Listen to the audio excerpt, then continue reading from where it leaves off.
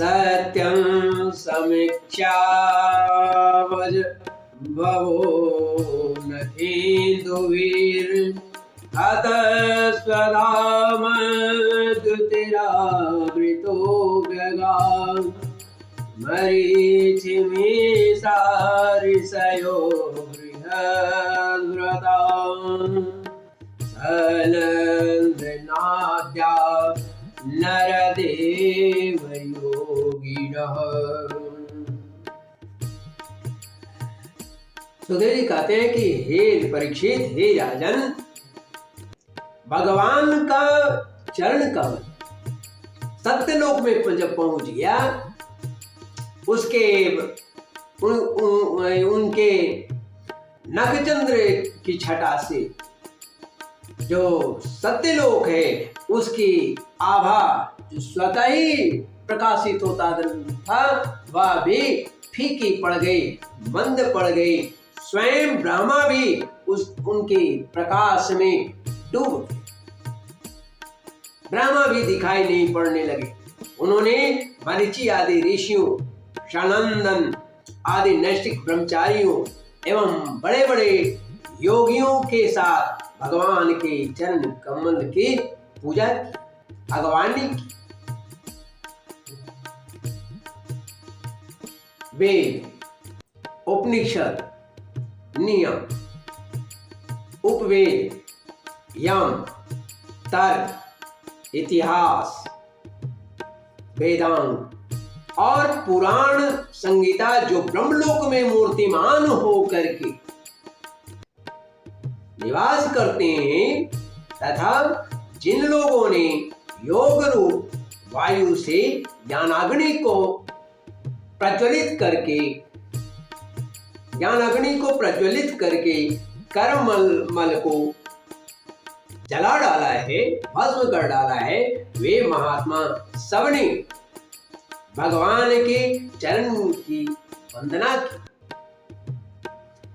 इसी चरण कमल की स्मरण की महिमा से ये सब कर्म के द्वारा प्राप्त न होने जोग ब्रह्मा जी के धाम में पहुंचे। भगवान ब्रह्मा की कीर्ति बड़ी पवित्र है।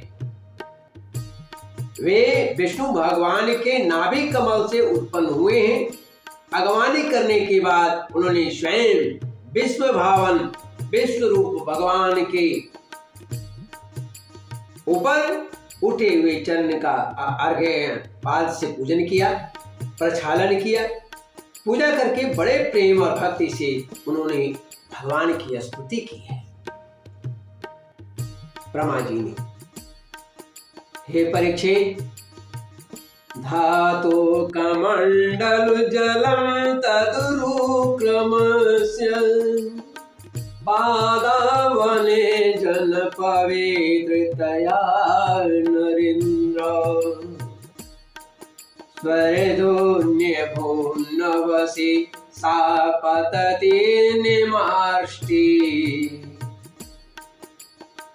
लोकत्रयं भगवतो देशदेव कीर्तिः।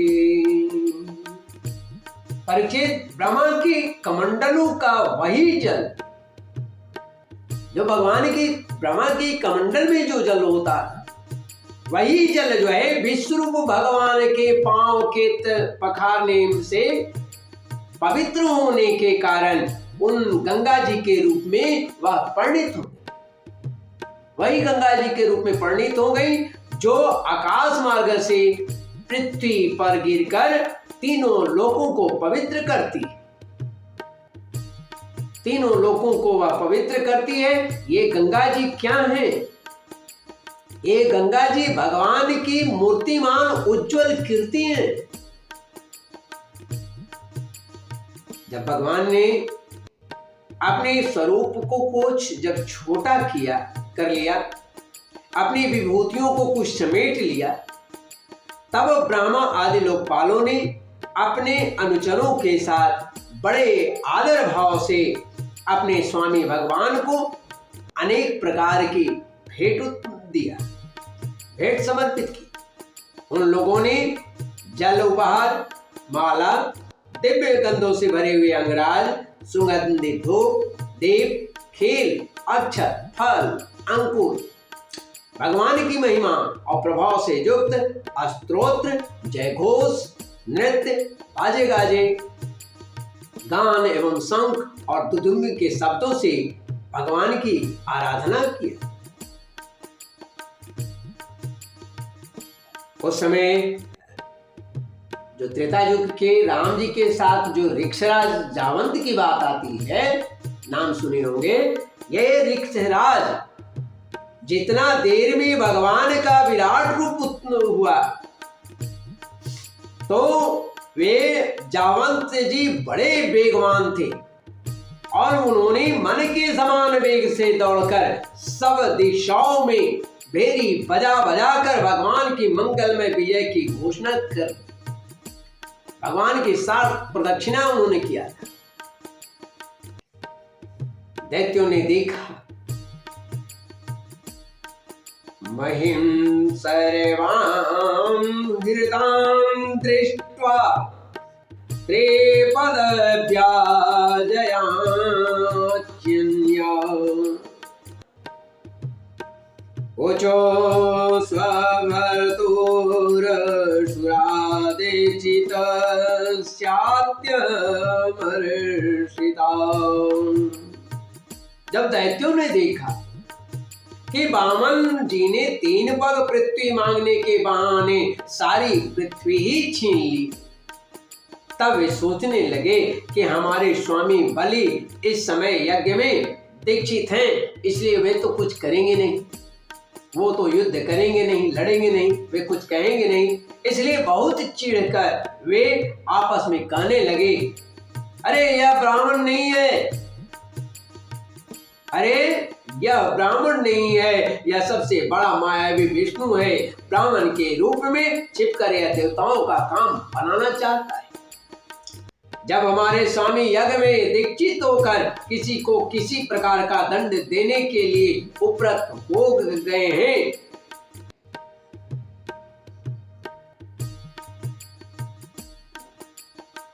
तब इस शत्रु ने ब्रह्मचारी का वेश धारण कर पहले तो याचना की और पीछे हमारा सर्वस्व हरण कर। चूंकि ये बलि यज्ञ में दीक्षित है और दीक्षित में किसी तरह का दंड नहीं, यानी उपरक्त हो जाना, उसे मुंह मोड़ लेना। तो ब्रह्मचारी ये बलि जो है उपरक्त हैं। यो तो हमारे स्वामी सदा ही सत्यनिष्ठ हैं, परंतु यज्ञ में दीक्षित होने पर वे इस बात का विशेष ध्यान रखते हैं। वे ब्राह्मणों के बड़े भक्त हैं तथा उनके हृदय में दया भी बहुत है, इसलिए वे कभी झूठ नहीं बोल सकते। बलि सत्यनिष्ठ है, झूठ नहीं बोलते। ऐसी अवस्था में हम लोगों का यही धर्म है कि शत्रुओं को मार डाले, इस शत्रु को मार डाले, इससे हमारे स्वामी बलि की सेवा भी होती है। यह सोच करके राजा बलि के अनुचर असुरों ने अपने अपने हथियार उठा लिए, युद्ध के लिए तैयार हो गए। हे राजा परीक्षित, राजा बलि की इच्छा न होने पर भी वे सब बड़े क्रोध से सूल, पट्टी आदि ले लेकर बावन भगवान को मारने के लिए टूट।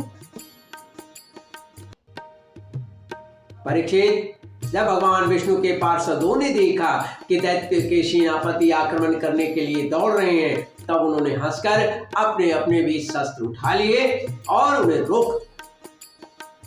इसमें कौन थे? नंद, सुनंद, जय, विजय, प्रबल, बल, कुमुदाक्ष, विश्वक्सेन, गणु, जयंत, श्रुतदेव, पुष्पदन और सातवत। ये सभी भगवान के पार्षद 10-10 हजार हाथियों का बल रखते थे। वे असुरों की सेना का संहार करने लगे। जब राजा बलि ने देखा कि भगवान के पार्षद मेरे सैनिक को मार रहे हैं और वे भी क्रोध में भरकर उनसे लड़ने के लिए तैयार हो रहे हैं। तो उन्होंने शुक्राचार्य के श्राप का स्मरण करके उन्हें युद्ध करने से रोक दिया। उन्होंने युद्ध करने से उन लोग को रोक दिया, कहा कि भाई युद्ध मत करो। उन्होंने अपने प्रबल सेनापति, जो मुख्य उनके सेनापति थे, जैसे विप्रचित्ति, राहु, नेमि, ये सभी जो दैत्य सेनापति थे, ये इन सभी को संबोधित करके उन्होंने कहा, हे विप्रचित्ते, हे राहु, हे नेमि, श्रूयतां वचः मायुध्यत निवर्तध्वं न कालोऽयमर्थकृत्। जब प्रभु सर्वभूतानां दो सुख दुःखोपपत्तये तं नातिवर्तितुं दैत्या पौरुषैरीश्वर पुमान्। भाइयों मेरी बात सुनो, लड़ो मत, वापस लौट आओ। यह समय जो है हमारे कार्य के अनुकूल नहीं है। दैत्यों, जो काल समस्त प्राणियों को सुख और दुख देने की समर्थ रखता है, उसे यदि कोई पुरुष चाहे कि मैं जीत लूं, वह चाहे कि मैं प्रयत्नों से दबा दूं, तो उसकी शक्ति से बाहर की बात है। जो पहले हमारी उन्नति और देवताओं की अवनति का कारण हुए थे, वही काल भगवान अब उनकी उन्नति और हमारी अवनति के कारण हो रहे हैं। बल, मंत्री, बुद्धि, दुर्ग, मंत्र, औषधि और समाधि उपाय, इनमें से किसी भी साधनों के द्वारा अथवा सबके द्वारा सभी को मिलाकर के भी मनुष्य काल पर विजय नहीं प्राप्त कर सकता है। उसे काल पर विजय प्राप्त करना बड़ा मुश्किल होगा। जब दैव तुम लोगों के अनुकूल था, तब तुम लोगों ने भगवान के इन पार्षदों को कई बार जीत लिया। पर देखो, आज वे ही युद्ध में हम पर विजय प्राप्त करके सिंहनाद कर रहे हैं। ऐसा जान करके भी तुम युद्ध ना करो, स्थिर रहो।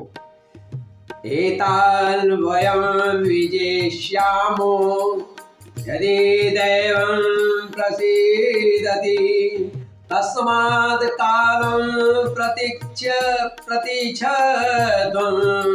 योऽनर्थत्वाय कल्पते। महाराज बलि कहते,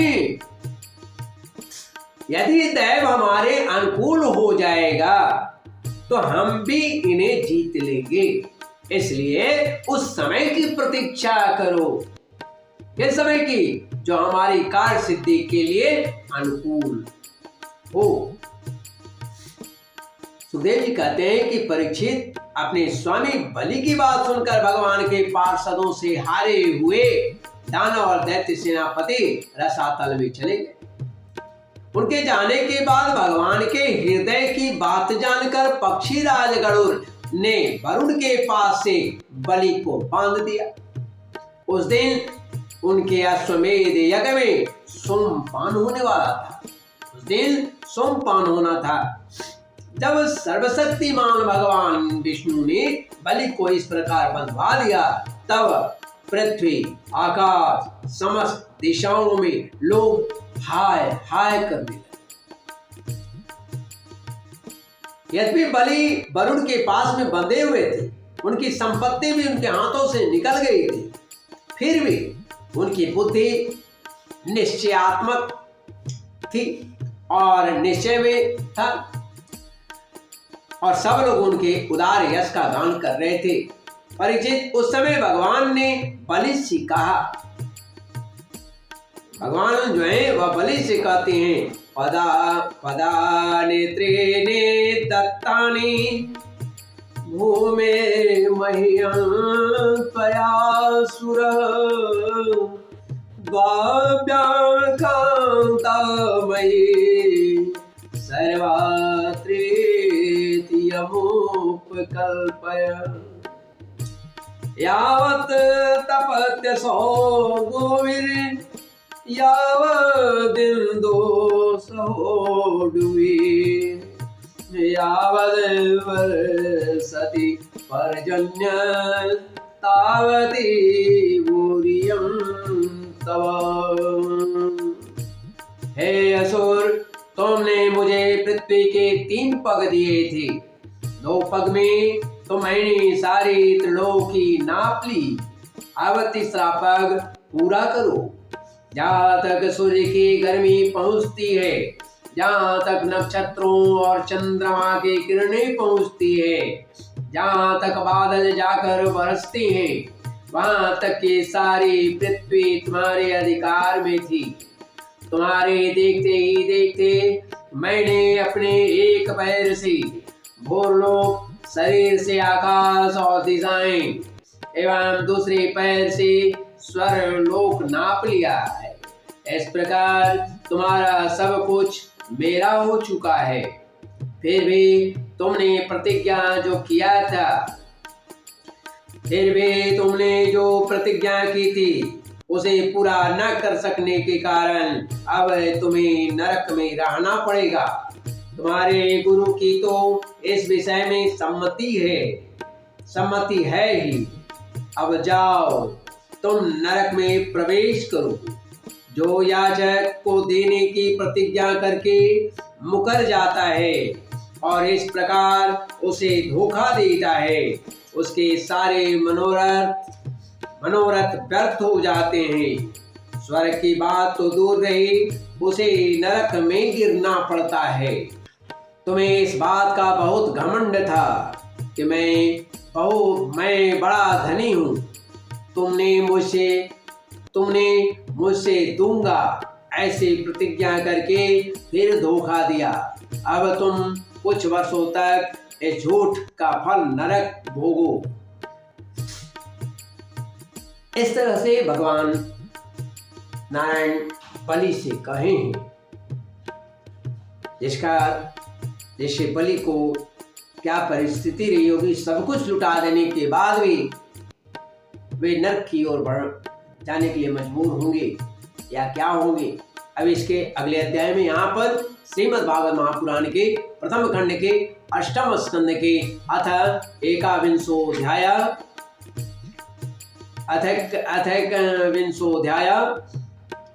21वां अध्याय बलि का बांधा जाना हिंदी में समाप्त होता है।